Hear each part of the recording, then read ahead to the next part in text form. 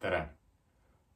Tänane tund on jälle siis ülesannete lahendamine, aga ma arvan, et ülesannete lahendamine on põhimõtteliselt nagu parim viis tundide läbiviimiseks, arvestades seda, et on varsti eksamid ja tuleb harjutada erinevaid ülesandeid lahendada. Ja siis täna on kaks ülesannet, see esimene on nagu päriselt soojendus, see on päris lihtne, aga see eesmärk, miks ma selle ülesande siis panin komplekti, on siis selleks, et meelde tuletada kõik definitsioonid, kõik mõisted, mis lähevad vaja siis majandusülesannete lahendamisel. Ehk siis nagu selle tunni kõige huvitavam ja mahlakam osa on see teine ülesanne, kus ma otsustasin miksida natukene tõenäosusteooriat majandusega. Ja siis üks asi selle teise ülesande puhul on see, et põhimõtteliselt nagu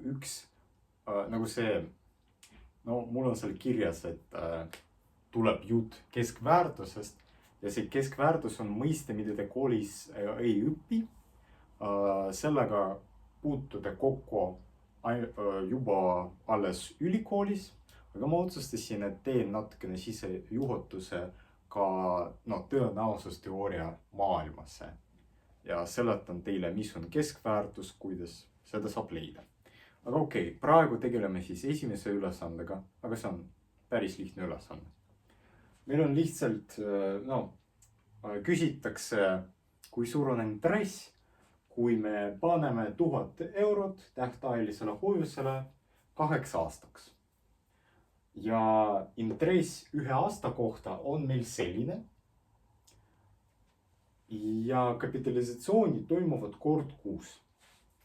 See tähendab seda, et intressi lisatakse juurde sellele rahasummale, millest see intress nagu korduvalt arvutatakse.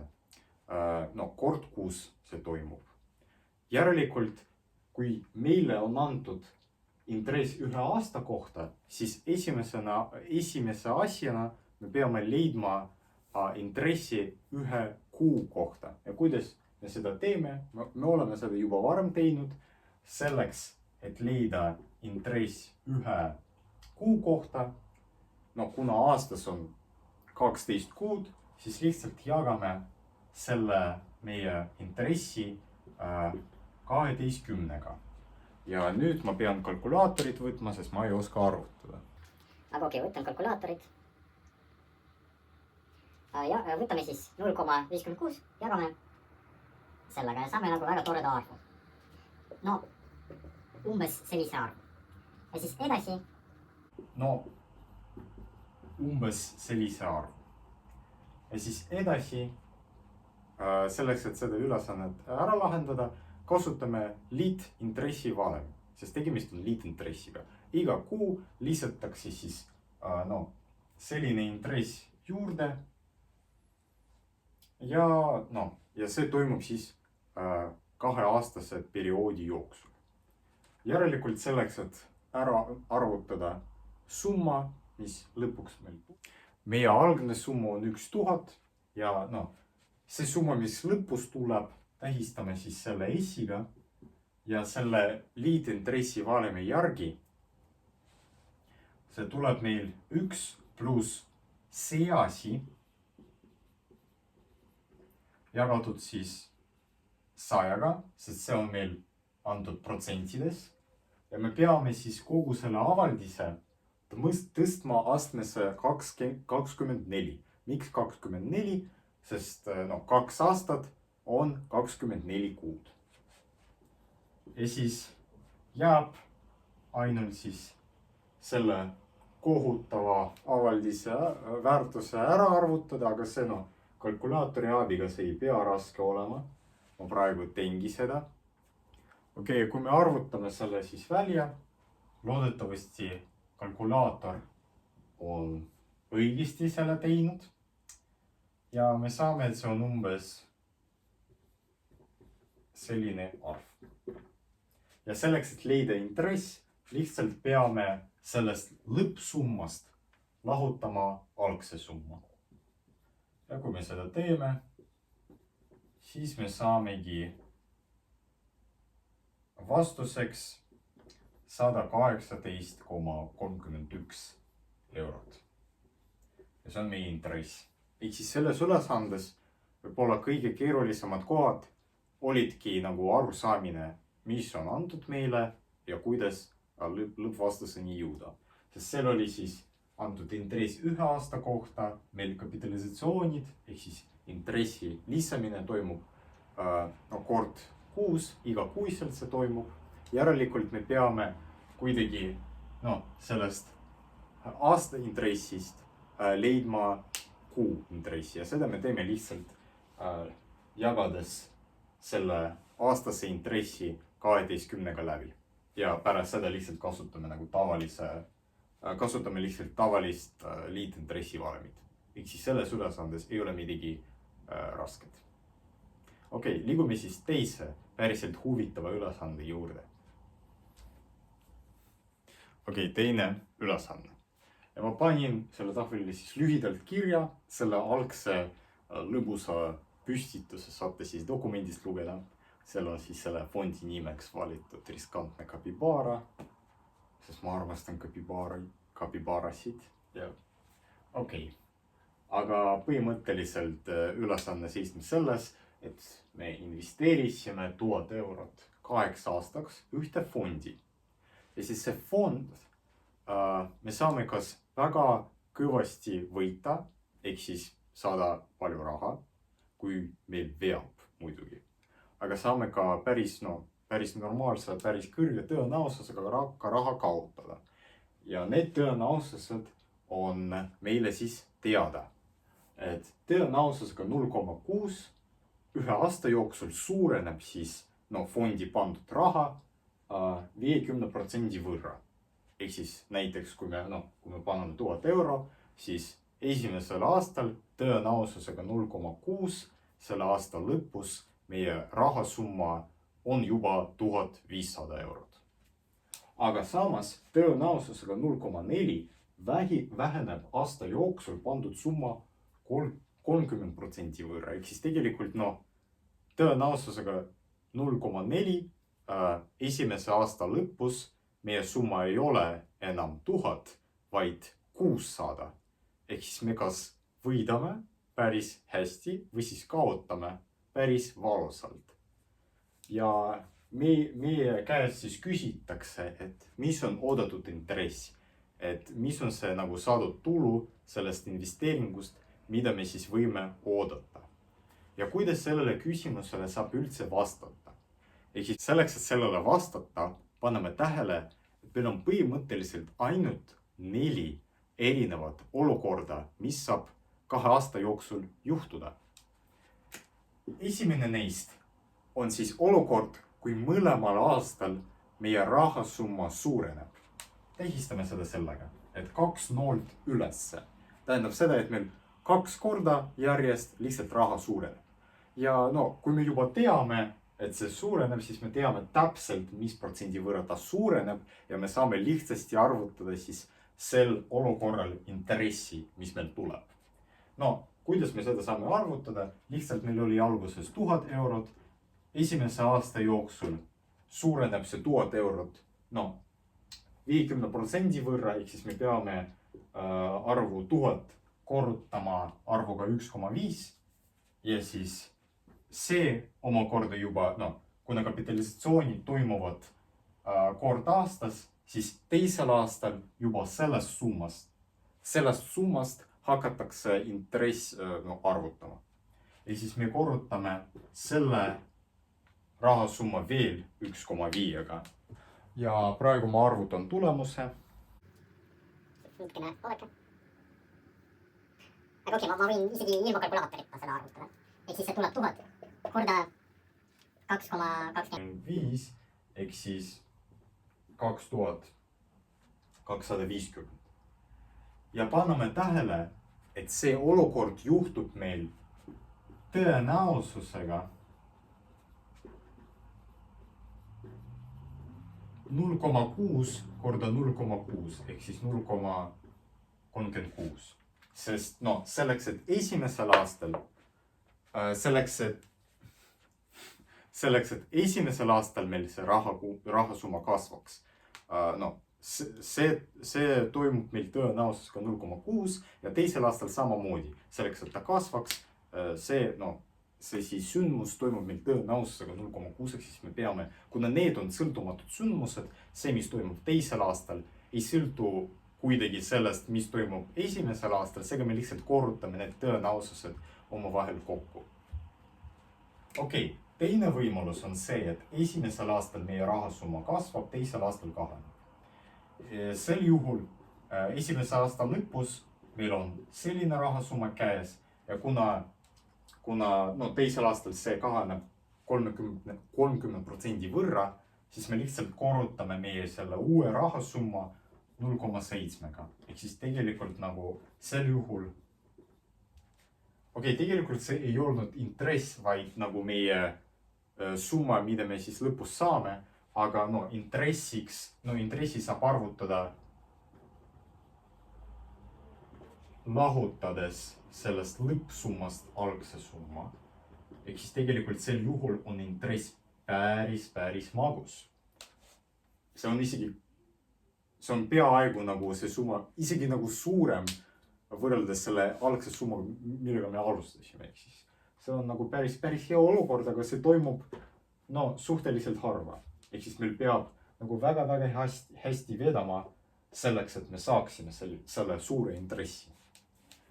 Aga sel korral, kui nagu see kasvab ja siis kahaneb, siis see ma ei oska arvutada, juba selleks ma pean kalkulaatorit kasutama. Oh my god, ma lõikanud muidugi kogu selle asja välja, et praegu ma võin ükskõik mida rääkida. Ma lihtsalt jätan need lõppvastused lihtsalt. Okei.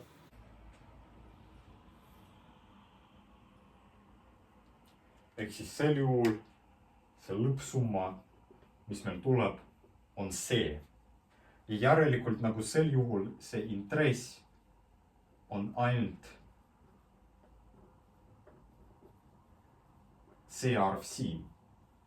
Ehk väga drastiline erinevus, et esimesel juhul intress on suurem kui 1000, aga sel juhul on 50 €. Ja need olukorrad, mis jäid, nad on isegi nagu halvemad. Sest mis olukord meil veel teoorias saab juhtuda? Saab juhtuda see, et alguses see raha väheneb ja seejärel kasvab. Aga sel juhul, mis siis esimese aasta lõpus meil on ainult 700 € ja siis me korrutame neid 1,5-ga.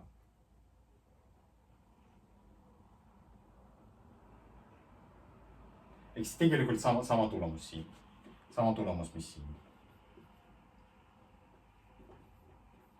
Ehk siis sel juhul intress on ka 50 €. Aga ma unustasin mainida, et selle juhu tõenäosus on siis 0,6 korda 0,4. Ehk siis 0,24. Ja selle sündmuse tõenäosus, selle intressi tõenäosus on täpselt sama.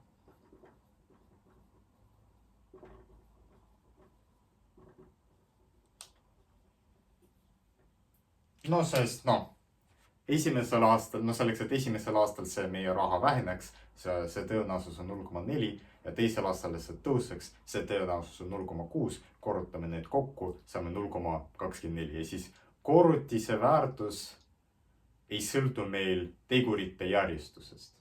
Ehk siis nii sellel juhul, kui ka sellel juhul on tõenäosus sama. Ma teen enda jaoks praegu ruumi, loodetavasti te juba mäletate selle ülesande tingimust. Ja meil on jäänud ainult üks võimalus, kõige kurvem ja halvem meie jaoks võimalus. See on siis võimalus, et mõlemal aastal siis see meie raha väärtus ta nagu kahaneb mõlemal aastal. Selle tõenäosus on 0,4 korda 0,4, mis on siis 0,16 ehk siis see nagu see šanss, see tõenäosus ei ole eriti suur. aga no sel juhul me nagu kaotame päris kõvasti. sest sel juhul raha, mis meil jääb, on 1000 korda 0,7 ja siis jälle. ja teisel aastal juba sellest summast me kaotame 30%. ehk siis lõpus meil tuleb lihtsalt 1000 korda, mitte see, vaid see. ehk siis tegelikult me saame ainult 490 eurot, ehk siis meie intress sel juhul on negatiivne. me kaotame 510 eurot. okei, aga selle tõenäosus on suhteliselt madal. kuidas me siis saame praegu arvutada oodatud väärtuse ja mis asi on üldse oodatud väärtus? ja tõenäosusteoorias on selleks loodud üks mõiste, mida nimetatakse siis eesti keeles keskväärtuseks ja tähistatakse siis selliselt EX. täht E tuleneb inglise keelest ja see tähendab expected value. ehk siis no kui me tõlgime eesti keelde, siis see tulebki nagu oodatud väärtus. aga X on meil lihtsalt mingi juhuslik suurus. ehk siis suurus, mille väärtused saab muutuda mingitel tõenäosustel. et antud juhul selles ülesandes meie juhuslikuks suuruseks on intress. ja meil on täpselt 4 võimalust selle intressi jaoks. esimene neist on 1250, siis 50 eurot oli meil, sel teisel juhul oli meil 50 eurot, see võimalik intress sel juhul on 50 eurot, aga sel juhul miinus 510 eurot. ja siis see keskväärtus arvutatakse siis sellisel moel ja tegelikult igal sellel intressil on oma tõenäosus. Mis tõenäosusel me saame selle intressi saavutada. ja siis selle expected value valem. praegu ma kirjutan selle välja juhul, kui meil on 4, sest antud ülesandes meil on 4 erinevat võimalust. ehk siis ma panen kirja, et see on lihtsalt P1 korda X1 ja X1 on siis esimene võimalik selle juhusliku suuruse väärtus. siis P2 korda X2 pluss P3 korda X3 ja P4 korda X4. muidugi see valem, see keskväärtus üldjuhul ei näe nii välja, sest meil teoorias saab olla üldse niimoodi, et meil on lõpmatu palju erinevaid võimalusi, millega saab X võrdne olla. aga praegusel juhul, kuna me tegeleme praegu ainult selle ülesandega ja rohkemgi me seda keskväärtust ei vaigi sellel kursusel, siis ma piirdun ainult siis selle kitsama juhuga. ja need P-sid siin, P1, P2, P3, P4 on tõenäosused, et see juhuslik suurus saavutatakse. ehk siis meie antud juhul, kui me tahame seda keskväärtust arvutada, siis me lihtsalt korrutame intressi vastava tõenäosusega ja liidame kõik väärtused, mida me saime selle protsessi käigus, lihtsalt kokku. teemegi seda, et esimene liidetav on meil selline. siis meil juba tõenäosus on 0,24 ja siis korrutame intressiga 50. aga paneme tähele, et see teine võimalus ja kolmas võimalus, need on identsed. see tähendab seda, et selles summas meil on 2 identset liidetavat, ehk siis me võime lihtsuse mõttes, sest mul ei ole siin nii palju ruumi, seega ma lihtsalt korrutan 2-ga. aga kui te kirjutate nagu päriselt välja kogu selle summa, siis teil on lihtsalt 2 samasugust liidetavat, mis on mõlemad sellisel kujul. ja siis viimane tuleb miinusega, sest ma tegelikult kirjutan niimoodi. 0,16 korda miinus 510. okei, ma teen praegu enda jaoks jälle ruumi, et see keskväärtus, kõige olulisem asi selles ülesandes, ära arvutada. Okei, nüüd ma kindlasti vajan kalkulaatorit. Okei, ja kui me arvutame lõpuni selle keskväärtuse, siis me saame, et selleks keskväärtuseks on 392,4 eurot. Ehk siis tegelikult see risk on mingil määral nagu õigustatud. Sest nagu see keskmine intress, mida te siis saate, kui me arvestame kõiki neid võimalikke olukordi, on päris suhteliselt nagu kõrge. Võrreldes meie esialgse summaga ja meie esialgseks summaks oli siis 1000 eurot. Ja siis see keskmine intress, mida me saame saavutada, on siis see asi siin. Ehk siis jälle selle keskväärtuse point on selles, et me võtame selle juhusliku suuruse võimalikud väärtused ja korrutame need kokku vastavate tõenäosustega ja liidame kõik saadud arvud kokku. Ja see nagu annab meile mingisuguse hinnangu, et mis on selle juhusliku suuruse keskmine väärtus. Et nagu mida teie, kui teid nagu huvitab mingi konkreetne juhuslik suurus, et mis väärtust te nagu saate oodata, kui te nagu juhuslikult teete läbi selle protsessi, mille käigus see juhuslik suurus siis ilmub. Okei, loodetavasti see nagu tõenäosusteooria koos majandusega segu oli teie jaoks vähemalt mingil määral huvitav ja loodetavasti see oli siis nagu hea sissejuhatus tõenäosusteooria maailmas. Aitäh teile vaatamast ja toredat päeva jätku teile!